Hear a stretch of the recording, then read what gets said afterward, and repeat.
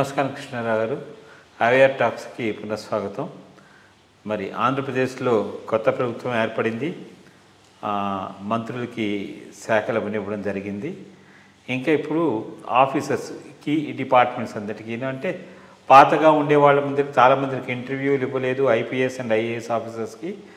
మరి ఈ పరిస్థితుల్లో, ప్రత్యేకమైన పరిస్థితుల్లో ఒక వినికిడి ఏంటంటే ఆఫీసర్స్ని టార్గెట్ చేస్తారు అని. సో ఇది సాధ్యమేనా? మరి అంటే సీఎం పేషీలో ఇంకా ఆఫీసర్స్ రావాలి, తర్వాత మిగిలిన అందరు మినిస్టర్స్ కూడాను అలిగేషన్స్ అవన్నీ జరిగి ఆఫీసర్స్ అన్ని కేటాయించడం జరుగుతుంది. మరి దీంట్లో జనసేన మరి బీజేపీ వాళ్ళని కూడా కన్సల్ట్ చేస్తారా, ఆన్ హిజ్ ఓన్ చేస్తారా? ఈ ఆఫీసర్స్ టార్గెట్ చేయడం అనేది ఎట్లా ఉంటుంది? ఓకే, ఫస్ట్ ఆఫ్ ఆల్ ఇక్కడ 2-3 వ్యవహారాలు, విధానాలు. మొట్టమొదటిది, సాధ్యమైనంత వరకు ఏ ప్రభుత్వం ఆఫీసర్ను టార్గెట్ చేయదు. చాలా కారణాలు ఉన్నాయి. ఎందుకనంటే ఒకవేళ టార్గెట్ చేసి ఎవరైనా గనక పనిష్మెంట్ దాకపోతే ఇప్పుడు వీళ్ళ దగ్గర పనిచేసే వాళ్ళు కూడా భయపడతారు డెసిషన్స్ తీసుకోవడానికి. సో డెసిషన్ మేకింగ్ స్లో అవుతుంది, అదొక పాయింట్.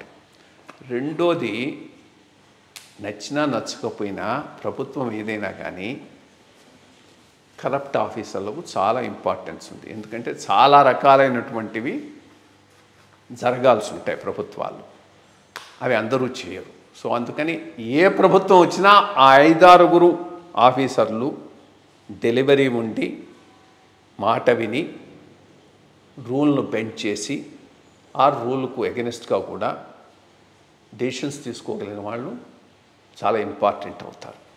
సో మనం చూస్తూనే ఉంటాం, వచ్చిన కొత్తల్లో అతనిది ఇదే అంటూ ఉంటారు. అంతా ఆయన 6 నెలల్లో మళ్ళీ వాళ్ళే ప్రధానమైనటువంటి పాత్రలకు వస్తారు.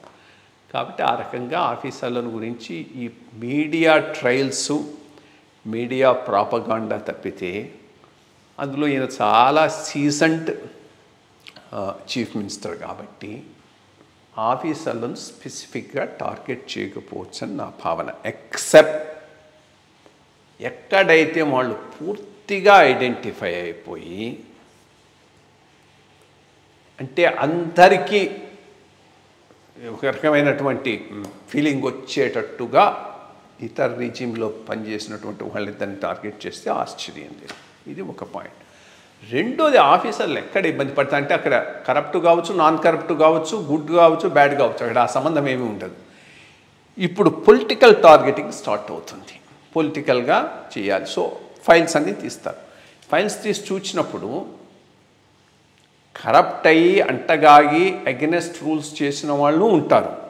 కొంతమంది రొటీన్లో ఫైల్ వచ్చినప్పుడు తెలియదు నీకు, దాంట్లో అది ఎంత వెయిట్ ఉన్నది, బ్యాక్గ్రౌండ్లో ఏ డీల్స్ జరిగాయి అనేది మనకు తెలుసు. అటువంటి వాటి మీద సంతకాలు పెట్టిన ఆఫీసర్లు కూడా ఉంటారు.